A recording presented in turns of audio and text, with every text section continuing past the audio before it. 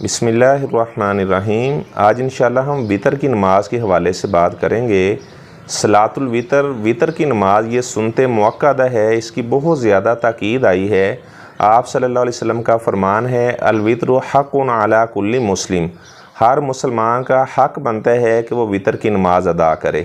تو آپ صلی اللہ علیہ وسلم نے 1 رکعت بھی وطر پڑھا ہے، اس طرح 3 رکعت بھی وطر پڑھے ہیں، 5، 7، 9، 11 تک آپ وطر کی نماز ادا کر سکتے ہیں۔ بعض روایات میں 13 کا بھی ذکر ملتا ہے۔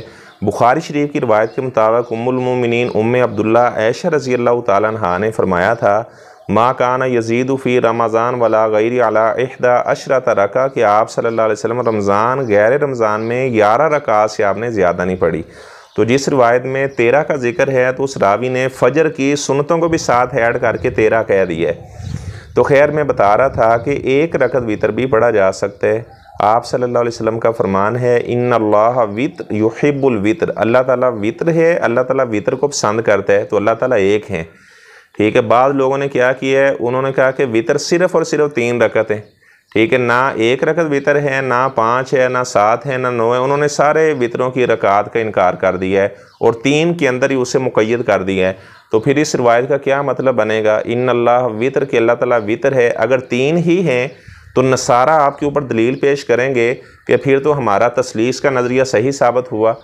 تو وطر اصل کے اندر وطر 1 رکعت ہے، تو آپ کی مرضی، اگر آپ نے 3 رکعت وطر ادا کرنے ہیں 3 رکعت وطر ادا کر لیں، 5 رکعت وطر ادا کرنے ہیں 5 رکعت پڑھ لیں، 7، 9، لیکن جب آپ نے 3 رکعت وطر نماز ادا کرنی ہے تو پھر آپ نے پہلی رکعت کے اندر سورہ اعلیٰ کی تلاوت کریں، دوسری رکعت کے اندر سورہ کافرون کی تلاوت کریں، تیسری رکعت میں سورہ اخلاص کی تلاوت کریں۔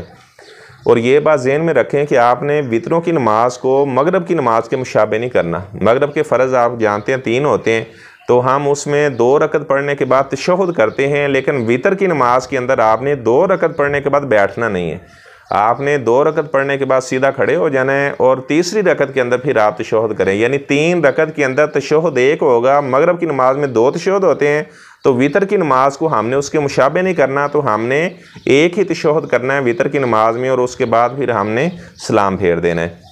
اچھا، بعض لوگ کیا کرتے ہیں، وہ مغرب کی نماز کی اسے مشابہ بنا دیتے ہیں، جبکہ آپ صلی اللہ علیہ وسلم نے منع کیا ہے کہ وطر کی نماز کو مغرب کی نماز کے مشابہ نہ کرو۔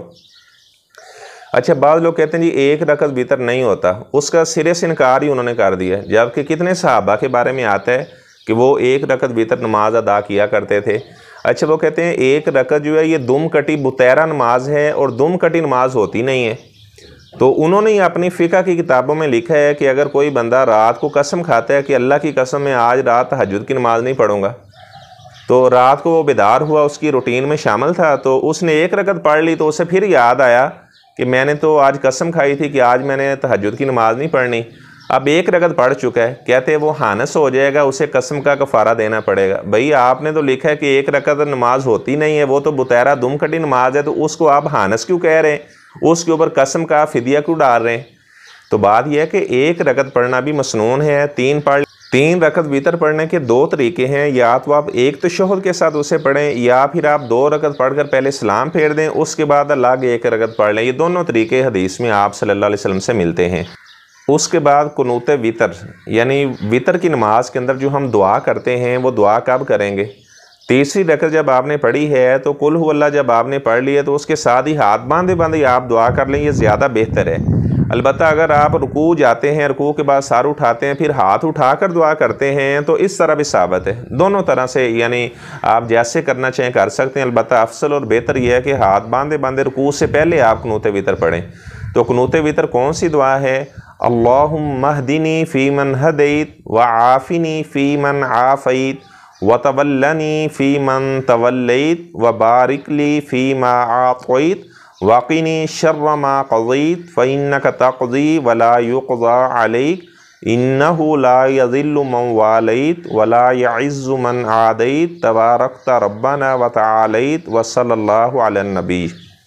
تو بعض لوگ کیا کرتے ہیں کہ وہ روزانہ پھر قنوت نازلہ بھی ساتھ کرنا شروع ہو جاتے ہیں، تو ٹھیک ہے، اگر کوئی روزانہ بیس پر لمبی دعائیں کرتا ہے، قنوت نازلہ کرتا ہے قنوت وطر میں ہی، تو ٹھیک ہے۔ البتہ اگر قنوت وطر کو قنوت وطر تک ہی خاص رکھا جائے تو یہ زیادہ بہتر ہے۔ البتہ اگر کوئی آدمی سمجھتا ہے کہ ضرورت ہے قنوت نازلہ کی، یعنی مسلمانوں پر جو مصیبت آئے تو پھر قنوت نازلہ کی جاتی ہے، تو پھر ٹھیک ہے وطر کی نماز میں قنوت نازلہ والی دعائیں بھی پڑھی جا سکتی ہیں۔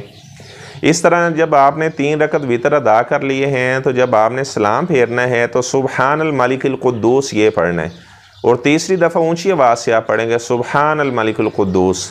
تو اگر آپ نے 9 رکعت وطر ادا کرنے ہیں تو پھر آپ 2 تشہد کریں گے۔ مسلم شریف میں موجود ہے کہ آپ صلی اللہ علیہ وسلم پہلے تشہد میں بیٹھے یعنی 8ویں رکعت میں، اور اس کے بعد پھر آپ 9ویں رکعت کے اندر بھی بیٹھیں گے، اور اس کے بعد پھر آپ سلام پھیر دیں گے۔ اچھا، اب بعض لوگ کیا کہتے ہیں، وہ کہتے ہیں جو پہلا تشہد ہے اس میں آپ درود ابراہیمی نہیں پڑھ سکتے۔ بھی آپ کیوں منع کرتے ہیں؟ کس نے کہا کہ آپ یہ منع کا فتویٰ دیں؟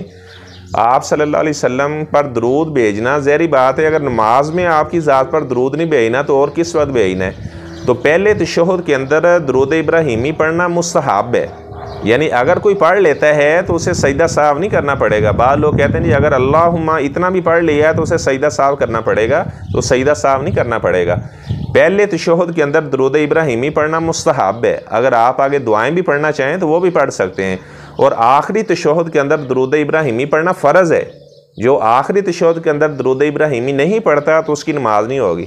اچھا، بعض لوگ وہ کہتے ہیں کہ فلاں درود کا منکر ہے، فلاں درود کا منکر ہے، اور پہلے تشہد میں درود پڑھنے کا ویسے انکار کرتے ہیں، اور آخری تشہد کے اندر درود کو مستحب کا درجہ دیا ہے، پڑھ لو تو ٹھیک ہے، نہ پڑھو تب بھی آپ کی نماز درست ہے، جبکہ آخری تشہد میں درود پڑھنا یہ فرض ہے۔ جو درود ابراہیمی آخری تشہد میں نہیں پڑھتا اس کی نماز نہیں ہوگی۔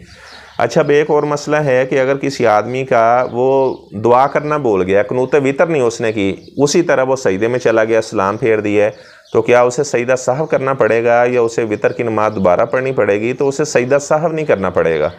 اس کی وجہ یہ ہے کہ کیونکہ یہ نماز کے رکن میں سے نہیں ہے، تو اگر ہم قنوت وطر کرتے ہیں تو ٹھیک ہے، لیکن اگر کوئی آدمی بھول جاتا ہے وہ دعا پڑھنا تو پھر یہ ہے کہ اسے سجدہ سہو نہیں کرنا پڑے گا۔ یعنی مراد یہ ہے کہ جس طرح ہم مسواک کر کے وضو کرتے ہیں تو زیادہ بہتر ہے، البتہ اگر بغیر مسواک کے بھی ہم نے وضو کر لیا، وضو درست ہے، تو اس دعا کی یہی حیثیت ہے صلاۃ الوتر کے اندر۔ البتہ یہ دعا زبانی یاد کریں اور دعا کو پڑھنا چاہیے۔ اللہ تبارک و تعالیٰ سے میں دعا کرتا ہوں جو باتیں میں نے بیان کی ہیں اللہ تبارک و تعالیٰ ہمیں حق سچ بات سن کر دوسرے لوگوں کو بھی بتانے کی توفیق عطا فرمائے۔ وآخر دعوانا ان الحمد للہ رب العالمین۔